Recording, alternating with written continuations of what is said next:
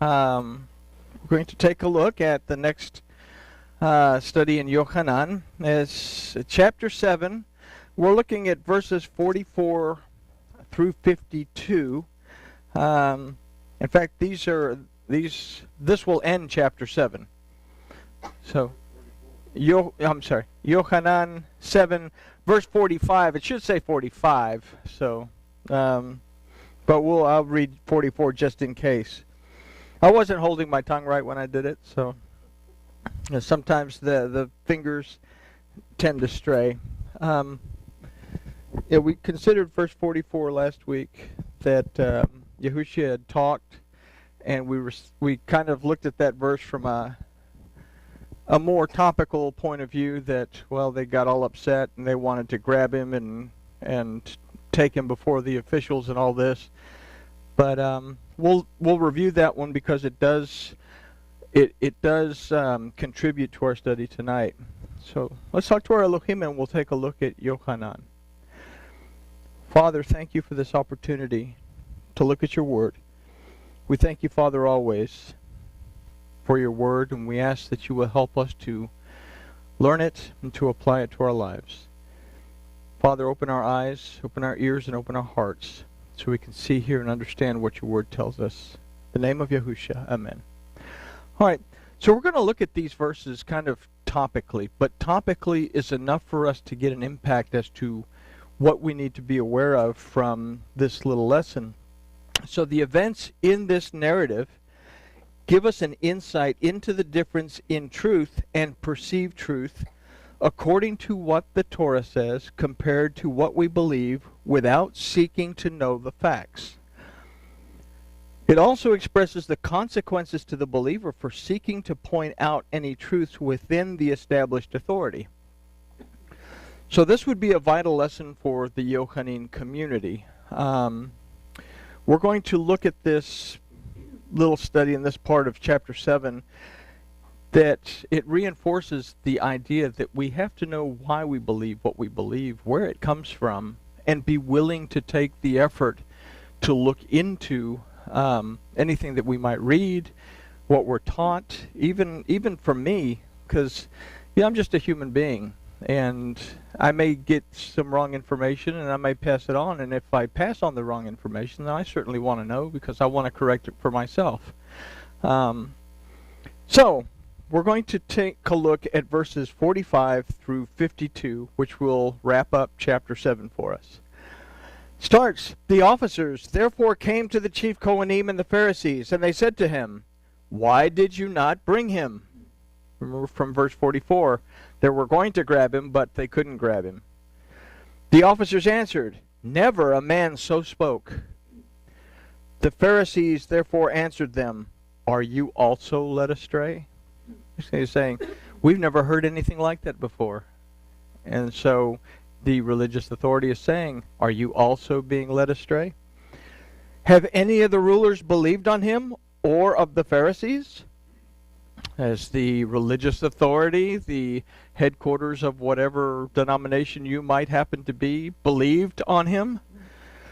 But this multitude that knows not the Torah are accursed. We'll find out what that word means. Nicodemus said to them, he that came to him before, being one of them.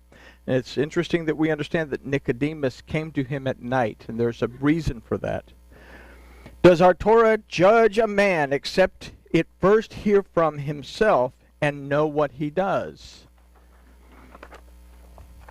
Verse 52, they answered and said to him, are you also of Galilee? Search and see that out of Galilee arises no prophet. Okay? So we see within those verses topically that the religious authority is kind of not really looking any deeper than what they've basically got written on the surface in their bylaws. Okay? So let's consider verse 45 at face value. The officers therefore came to the chief Kohanim and the Pharisees, and they said to him, why did you not bring him? And let's compare that to verse 44. And some of them would have taken him, but no man laid hands on him. So we considered from this verse that even though the truth of the word of Yahuwah was present and presented its truth, no one was able to grasp the truth of the word. If we understand this concept, then we can consider that the religious authority is expecting someone else to deliver the truth of the word of Yahuwah, yet even when presented with the truth, that truth won't be accepted. This, however, will present another issue. We'll look at verses 46 through 48 to kind of get an idea. The officers answered, "Never a man so spoke." The Pharisees therefore answered them, "Are you also led astray? Have any of the rulers believed on him, or of the Pharisees?" So from verse 46, we can consider that those who hear the truth and grasp its significance bring this truth forward. In verse 46, we can consider that even in the face of truth, the religious authority will not only refuse to grasp it, they will begin to question the integrity of the one presenting it, even to the point of considering that the one presenting the truth has been led astray. Okay? Now that doesn't happen nowadays, I'm sure. So this leads to perhaps the biggest excuse within the greatest deception in verse 48. Have any of the rulers believed on him, or of the Pharisees? Basically what we consider in this verse is that if the truth is not discovered and in line with the perceived truth of the religious authority, it will be questioned. Saying, have any of us believed it? Have the Pharisees believed it? Well, if the Pharisees don't believe it, if the rabbis don't believe it, if the church fathers don't believe it, then it can't possibly be true. Okay? So, and that's not a bad thing. We should all question anything that's presented to us as truth. We must, however, accept the truth once we've confirmed its validity. And this is something that these folks, as we'll find out, were not willing to do. They're simply questioning it without seeking to verify anything. So let's take a look at verse 49. But this multitude that knows not the Torah are accursed. Those pesky not Torah knowers. So here we can consider that the viewpoint of the religious authority towards anyone seeking a truth that is not from them is considered accursed. Now, the word for accursed normally is going to be galal. That means to be cursed. It means to be ruined. But in this case, it uses a word arurim from the root cherem that means something that is dedicated to something but has to be destroyed. These people are dedicated, but we have to exterminate them. That's what they're saying. Okay? What we can consider is an arrogant, or it also means something that's doomed to be exterminated. So, what we consider is an arrogant, prideful viewpoint that states, if it does not agree with our interpretation of the Torah, then regardless of how dedicated these people are to their belief, it must be exterminated. It must not be allowed to progress, whether it's the truth or not.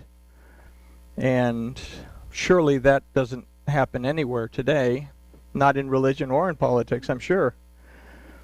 The Pharisees had evolved from the earlier scribes.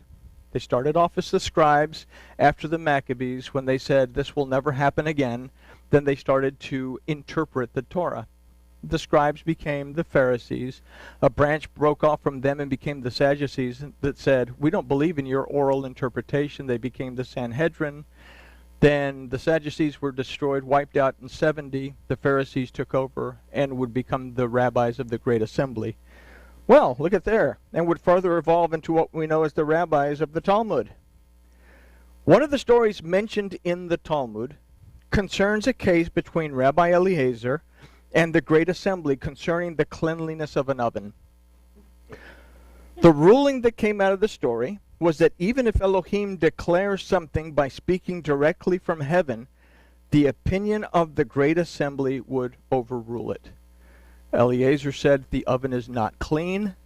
He performed a bunch of miracles to prove that the oven was not clean, even had Elohim speak directly from heaven. The rabbis of the Great Assembly said, no, it's clean. And they said, Elohim spoke, and they said, no. Even if Elohim speaks from heaven, the rabbis of the Great Assembly have precedence over the word of Elohim. Elohim cannot comment on his own word above and beyond what we have to say about it. So only the rabbis had the authority to interpret the Torah. The same case would develop in the church. The people would be denied access to the Bible, and only the priests would be able to read and interpret from him. Your average Joe Blow priest was probably illiterate, but the higher up the social ladder they went, the more literate they became, and at the upper echelon were the ones that were saying, this is the dogma of the church. This is what you're going to teach the people. They can't verify it because it's not allowed for them to have access to the scriptures, so they were able to manipulate it. So this would be done in a language that would be unfamiliar to the general population, as Latin became the official language of the church. And it's interesting, Martin Luther, one of the reformers, very anti-Semitic, said this about Hebrew. Hebrew is the spring, the pure water that comes out. Greek is the stream that leads down to the stagnant pool that is Latin. So this came from Martin Luther. So Latin, not a very good language to, and when you translate it out of Aramaic into Greek, out of Greek into Latin, and then to try to put it back into Hebrew, and then you buy a Hebrew Bible from a Hebrew English Bible from Amazon, you basically have a disaster that you have to go through and fix line by line. So even if the Yochanan community stood on the truth as presented by Yahusha and the Torah, if it did not agree with the ruling of the Pharisees or the Kohen Hagadol, who was not the actual Kohen Hagadol, he was appointed by Herod, it would not be considered the truth and would bring forth persecution in order to eliminate that truth. So the Yochanan community was undergoing very, very difficult times and a lot of persecution, not just from the rabbis, but also from what would become the church fathers. The same event would play out in the Inquisition of the Catholic Church. And this is still a common occurrence in today's religious world. You have 41,000 denominations of Christianity. None of them want to agree with each other.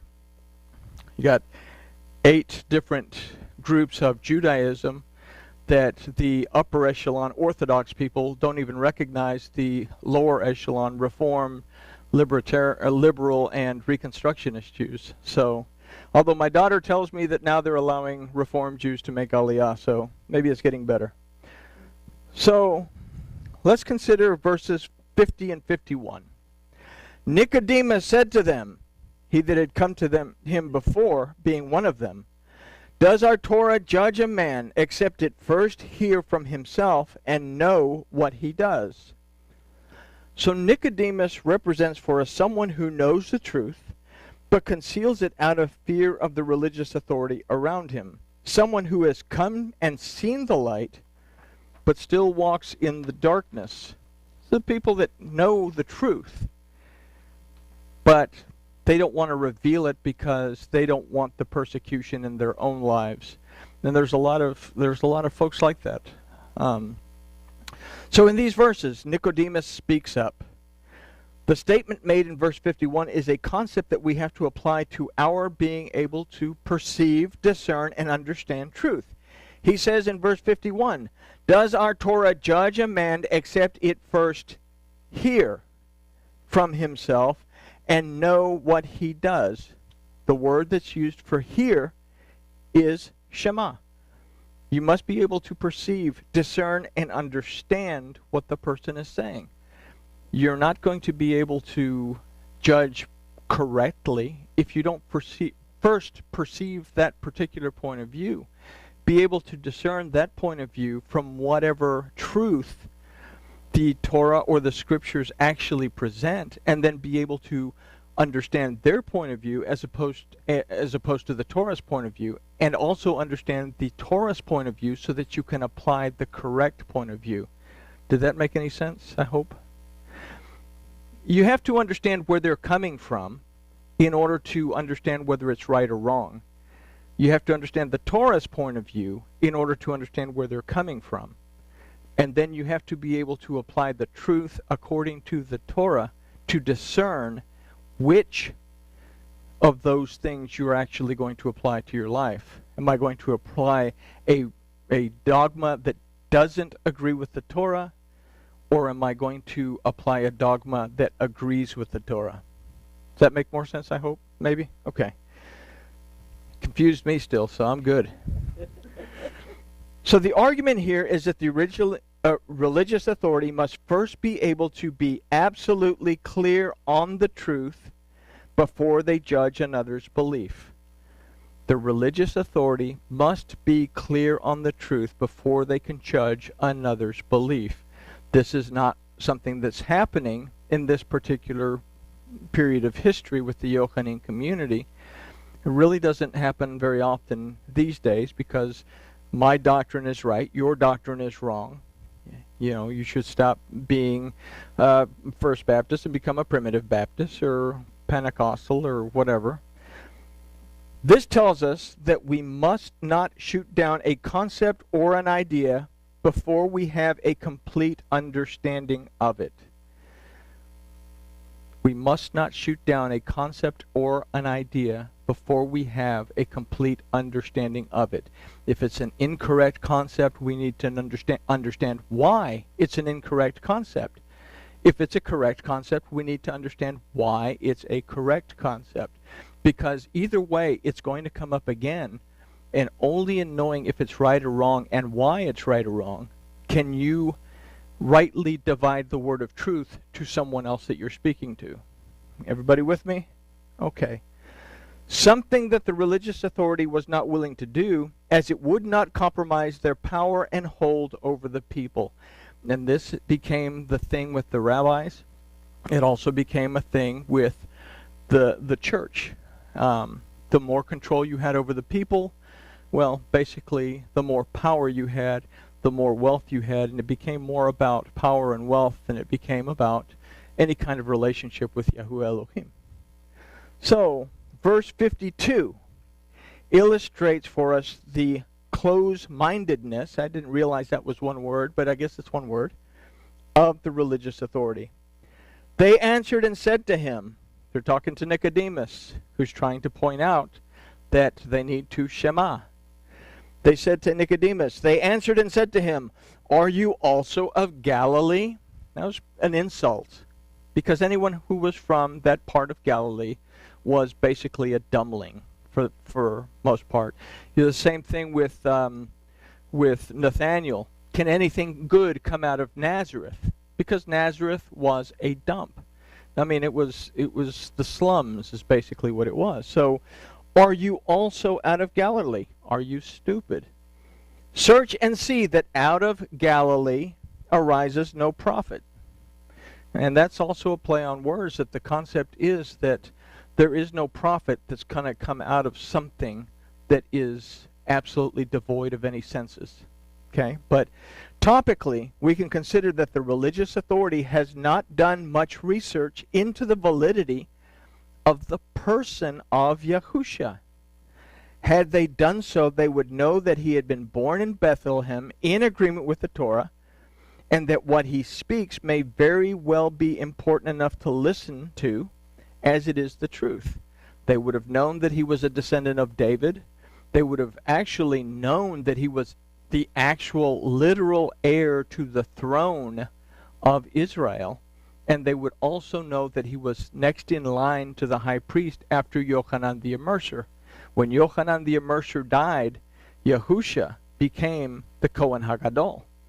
So their dogma, which they have blindly accepted without questioning or researching, has deceived them into accepting a false origin of Yahusha. That sound familiar? And as such, a belief in a false theology. And we have, I can't tell you how many different origins of Yahusha we have today, how many different explanations of Jesus Christ exist within the dogma and theology of the church. Nobody can agree with anyone else on what it is.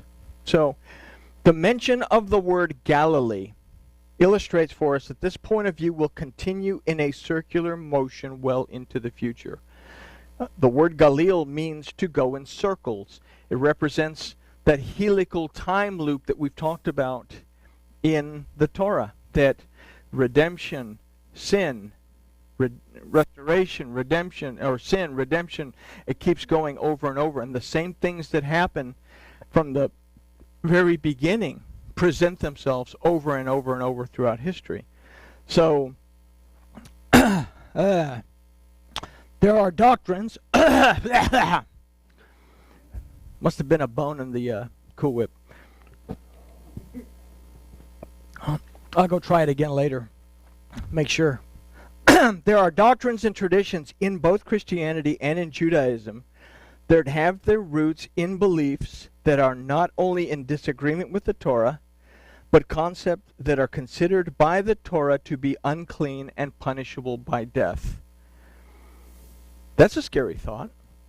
There's dogma, there's doctrines, there are teachings, not only in Christianity, but in Judaism, that if we applied the Torah to them, would be considered unclean and even punishable by death.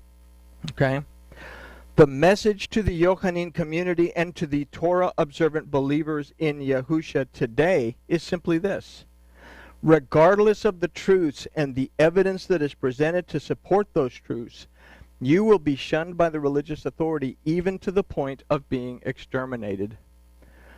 This is a very serious concept, or this very serious concept will not carry a corny question for us to consider. I'm not putting a corny question at the end because this is kind of a serious matter to consider. The concept itself is one that we must not only be aware of, but keep close to our understanding when ministering to those around us. You know, something about ministering to those around us. We want to share, you know, the truths of the Torah. Sometimes we want to load those truths of the Torah into a shotgun and shoot them at the people. And it actually causes more damage. This is where understanding that person's point of view comes into play. I understand where their dogma came from. Now, how do I teach someone slowly? You know, you put a frog in a pan of water, you turn up the heat. He doesn't realize he's boiling until it's too late. And this is a method of teaching. You can't just shoot truths out at people because you freak them out, wig them out, and stress them out. And anyway, so with that, we'll simply say grooviness has been achieved, I think.